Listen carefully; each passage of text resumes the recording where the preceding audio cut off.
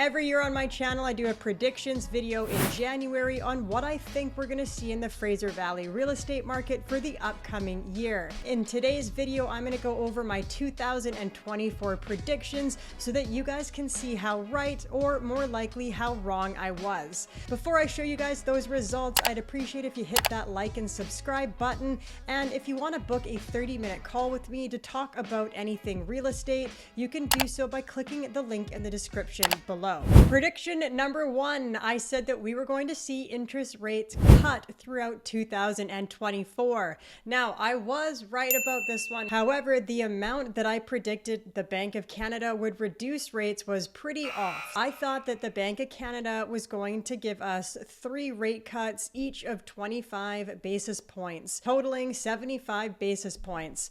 I predicted one in June, another in July, and a final one in December. That wasn't the case. Bank of Canada actually cut rates by 1.75%. The full schedule is here. So the first rate cut was in June, which I predicted, another one in July and September and October, which I did not predict, and a final one in December. And as you can see, the rate cuts in both December and October were 50 basis points, which is quite major. We haven't seen a rate cut that dramatic in a long time, and it did have a lot to do with the fact that people are coming up to the renewal dates from when they locked in at when rates were at all-time lows in 2021, where you could lock in at an interest rate around 1.5% to 2%. Now, when you go to lock into an interest rate, variable rates, most of them anyways, are sitting just under 5%. Although I'm not a mortgage broker, I've heard you can get fixed rates now between 4 and 5.5%, of course, depending on your lender and the type of term that fixed rate is in. Prediction number 2 and 3 of last year, I predicted that sales were going to increase and that they were going to increase by roughly 8 to 10%. Now, I was right, but kind of wrong on this one. So when we look at month over month, as far as November 2024 compared to November 2023, which is the most recent months of data that we have, sales are up. However, when we're looking over the 12-month period, sales actually went down. I've created a graph to show you guys exactly how much each asset class went down throughout the Fraser Valley between 2023 and 2024. Here I've brought up sales in the Fraser Valley for detached, condos or apartments, townhomes, and all property types together. I'm going to show you the 12-month rolling average, as that paints a better overall picture of what sales did in the last year. The 12-month rolling average takes the last most recent 12 months and divides it by 12. Looking at November 2023, all property type sales were sitting at 13,777. Comparing that to November of 2024, sales are sitting at 13,607. So overall, they dropped 1.2%, but not that far off. I did find this surprising considering that rates have dropped 1.75% in the entire year. This is the chart I broke down for you guys. Sales month over month. So comparing November 2023 to November 2024, we can see that sales did go up quite dramatically in every asset class. Detached 35%, townhomes 17%, condos 21%, and all property types in the Fraser Valley increased by 25.8%. When looking at sales at a 12-month rolling average, the only asset class that increased in sales is the detached or single-family homes. After that, each asset class actually decreased. Townhomes decreased by 0.16%, condos decreased by 3.1%, and all property type sales decreased by 1.2%. Moving on to prediction number 4 in my 2024 predictions, I predicted that we would see an increase in both active and new listings. And in this one, I am happy to say I predicted correctly. One of the only ones, but we're going to take it. I've got my screen open here. Active listings by property type for the Fraser Valley Real Estate Board. We've got detached apartments, townhomes, and all property types seeing an increase from November 2023 on a steady increase actually throughout the entire year of 2024 in terms of active listings. This was quite interesting to see because generally when we see rates take a cut, such as they did in 2024, while really the later half of 2024, starting in June, you could anticipate that the number of active listings would actually start to shrink because more buyers are coming out into the market and purchasing those active listings. However, clearly that wasn't the case. On a month-to-month analysis of active listings throughout the Fraser Valley Board, active listings were rising all the way up into the summer months, with absorption hitting in August,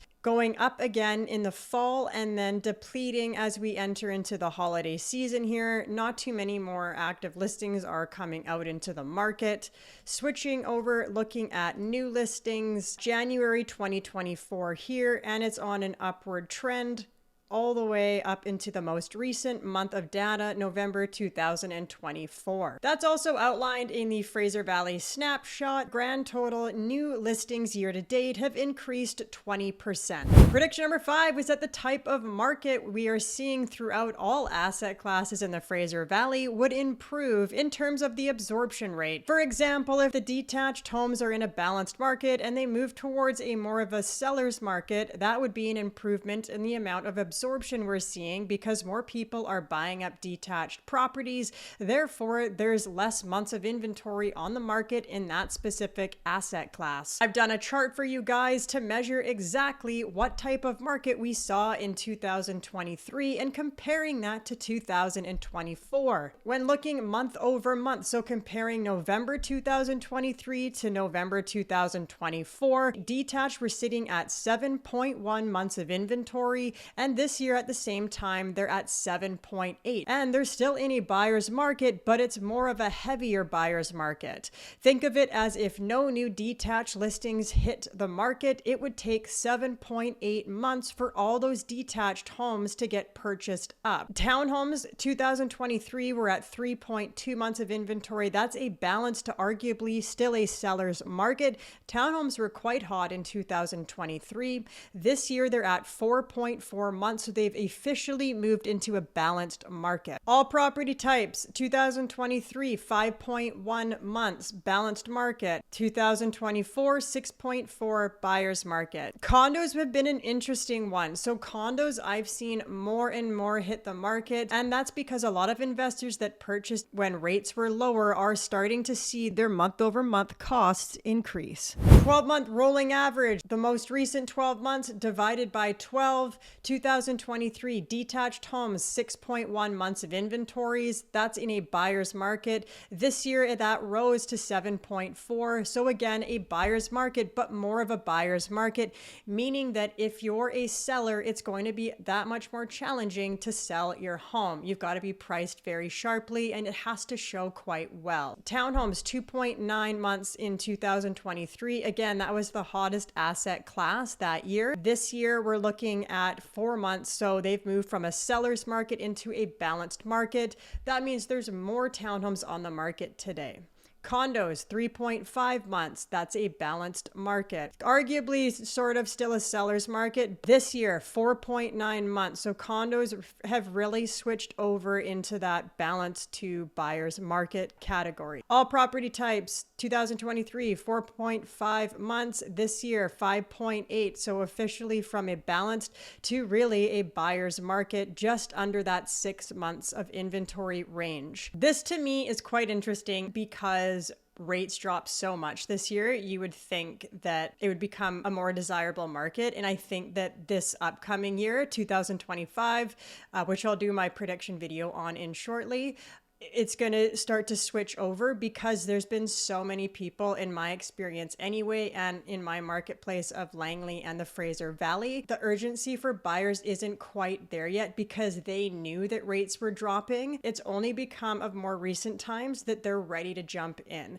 because now those rates have fallen to the levels of where they predicted them to fall. And in 2025, I think they'll come down a little bit more, but nothing close to that 1.75% overnight lending rate cut that we saw in 2024. One of my bonus predictions that I had in my 2024 predictions was that we would see more investors come back into the market. We are also going to see investors come back into the market. And the reason I thought that was because I knew that interest rates were more than likely to come down throughout the year, which they did, but they came down even more than I had thought. And what was interesting was that the opposite actually happened. We saw more investors come into the market to sell as opposed to buy into it. The government implemented two pieces of legislation that kind of deters investors. The first piece being investors now have to provide 3 full months notice to their tenant if the buyer of their property is going to be the end user. So to be clear, a buyer cannot purchase a property that is rented,